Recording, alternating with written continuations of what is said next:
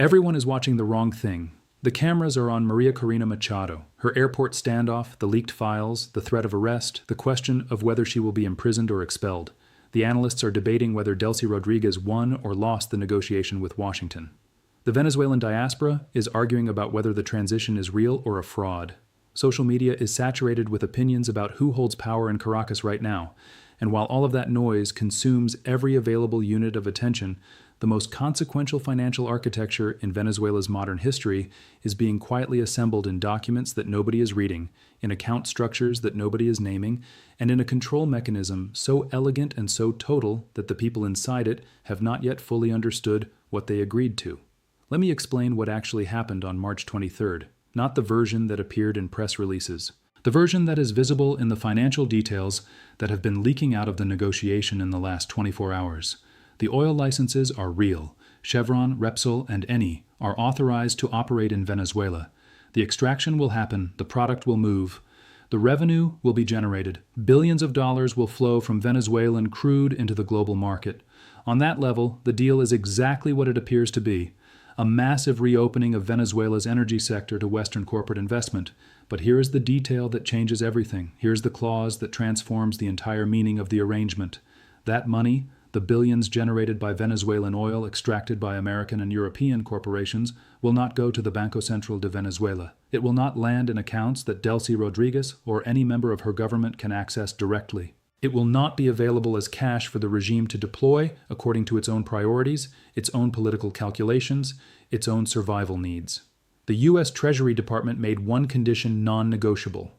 Every dollar generated under the license must flow through escrow accounts, holding structures controlled by Washington, audited by Washington, released only with Washington's approval for Washington-approved expenditure categories, import financing, infrastructure investment, external debt service. Those are the permitted uses. Everything else requires authorization that Caracas cannot grant to itself. Read that again and let it settle. Venezuela has the oil, Venezuela has the workers, Venezuela has the territory, and Venezuela has exactly zero independent control over the revenue that oil generates under this arrangement. I want to be precise about what this means in practical terms because the word escrow sounds technical and therefore safe, and I do not want the technical language to obscure the political reality it describes. Washington just became Venezuela's de facto finance minister. Without deploying a single soldier, without firing a single shot, without formally annexing a square centimeter of Venezuelan territory. Through a licensing document and an account structure, the United States Treasury Department now sits between the Venezuelan state and its primary source of revenue, deciding what gets released, when it gets released, and for what purpose. Delcy Rodriguez signed an agreement that she is publicly presenting as a sovereign achievement. Venezuela, back in the global energy market, Western investment returning, sanctions pressure easing, and every word of that public presentation is technically accurate. What it omits is the architecture underneath, the invisible collar. El collar financiero. The mechanism that ensures that no matter what Caracas says publicly, no matter how many anti-American speeches get delivered at baseball trophy ceremonies, the fundamental financial leverage remains permanently in Washington's hands. She thinks she won. She became a highly paid contractor managing American energy interests on Venezuelan soil. Now let me tell you what is happening inside the regime while the cameras look elsewhere. Because this is the story that is even more invisible than the escrow accounts, and it is moving faster. The oil license came with written terms and unwritten rules. The written terms cover the financial architecture I just described. The unwritten rules cover something more immediate and more dangerous for anyone who has spent the last 2 decades building a career on revolutionary anti-imperialism. Ports are being cleaned, customs offices are being reorganized, refineries are undergoing personnel reviews. And in each of these facilities, the nodes through which Venezuelan oil must physically move, before it can generate any of the revenue that flows into those escrow accounts, the people being removed share a specific profile. They are the hardliners, the true believers, the officers and bureaucrats who built their careers in the orbit of Diosdado Cabello, who enforced the ideological purity of the Bolivarian project at every level of the energy sector, who would regard the current arrangement as exactly what it is, a surrender dressed in the language of pragmatic diplomacy. These men and women are being walked out of their positions quietly, without ceremony, without public announcement, without the resistance that would normally accompany the removal of people with their level of institutional entrenchment. And in their place, something entirely new is arriving. Technocrats who speak English, professionals who understand Western accounting standards, managers who know how to interface with Chevron's operational teams and Repsol's compliance departments, people whose skills are calibrated not for revolutionary governance, but for the integration of Venezuelan energy infrastructure into the Western corporate supply chain, the radical wing of Chavismo, the faction that Cabello represents, the people who genuinely believed in the project and who have the institutional knowledge and personal networks to organize resistance if they chose to, is being systematically removed from every position of operational relevance in the energy sector, and they cannot say a word about it, because the alternative to accepting this quiet erasure is losing access to the only revenue stream that keeps any version of the current government functional. Washington did not need to threaten them directly. The escrow structure does the threatening automatically. Resist the personnel changes, and the account approvals slow down. Obstruct the corporate access, and the license conditions tighten. The collar is invisible precisely because it does not require anyone to pull it. The people wearing it have already learned to regulate their own behavior to avoid the pressure. This is the most sophisticated form of political control I have observed in the Western Hemisphere in my lifetime. It is not occupation, it is not sanction, it is structural dependency engineered with such precision that the dependent party genuinely believes it retains sovereignty, right up until the moment it tests the boundaries and discovers what the word escrow actually means when Washington decides to enforce it. And then there is Maria Corina Machado. And this is where the story becomes not just politically complex, but genuinely disturbing in its human dimensions. Everyone who has followed Venezuelan politics for the last decade understands what Machado represents. She is not a politician in the ordinary sense. She is the figure around whom the democratic opposition organized its most credible resistance to Chavismo. She won an election, she led a movement, she paid a personal price in restrictions, in threats, in years of operating under conditions that would have broken most people. That gives her a moral authority that no technocrat or transitional official can manufacture. So why is she in limbo?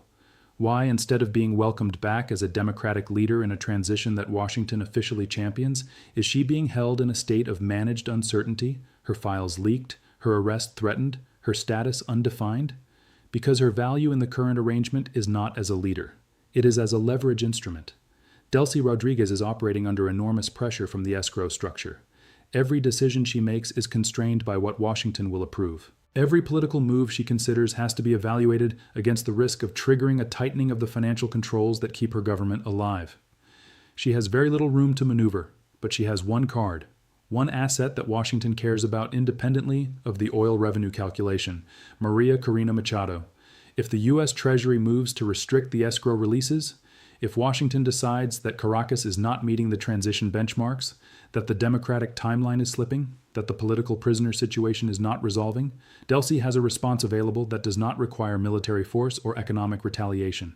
She can move against Machado, arrest her, expel her, make her disappear into the legal machinery that the regime has spent years perfecting for exactly this purpose.